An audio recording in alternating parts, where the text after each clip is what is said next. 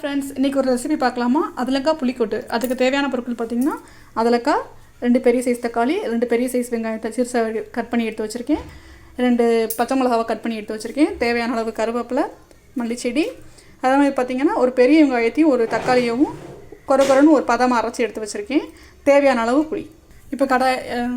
இப்போ மண்சட்டி அடுப்பில் வச்சு 2 ஸ்பூன் எண்ணெய் ஊற்றிருக்கு. வெந்தயம் போட்டு அது நல்லா பொரிஞ்சு வரணும். அடுத்ததாக கடுகு, உளுந்து பருப்பு போட்டு பொரிச்சு எடுத்துக்கலாம். ஜீரகத்தை ஆட் பண்ணிக்கலாம். கருவேப்பிலை ஆட் பண்ணியாச்சு. இப்போ பச்சை மிளகாவும் பெரிய வெங்காயத்தையும் ஆட் பண்ணி நல்லா பொன்னரமாக வதக்கி எடுத்துக்கலாம்.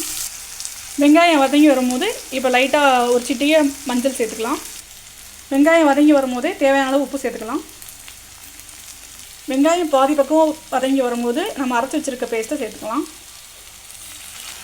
இப்போ நம்ம அரைச்சி வச்ச தக்காளி வெங்காயம் பாதி அளவு வந்துருச்சு. இப்போ நம்ம தக்காளி ஆட் பண்ணிக்கலாம்.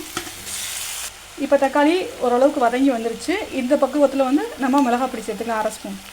அடுத்ததாக குழம்பு மிளகாப்பொடி சேர்த்துக்கலாம், தேவைக்கேற்றாற்போல். நம்ம போட்ட மசாலா தக்காளியோட நல்லா வதங்கி வந்துருச்சு. இந்த டயத்தில் புளி கரைசல் சேர்த்துக்கலாம். எண்ணெய் பிரிஞ்சு வந்ததுக்கப்புறம் அதலக்காய் ஆட் பண்ணிக்கலாம். தேவையான அளவு தண்ணி ஊற்றிக்கலாம். அதலக்காய் வந்துருச்சு. இப்போ நம்ம மல்லி இலை சேர்த்துக்கலாம். நம்ம ரெசிபியான அதலக்காய் புளிக்கூட்டு இப்போ ரெடி.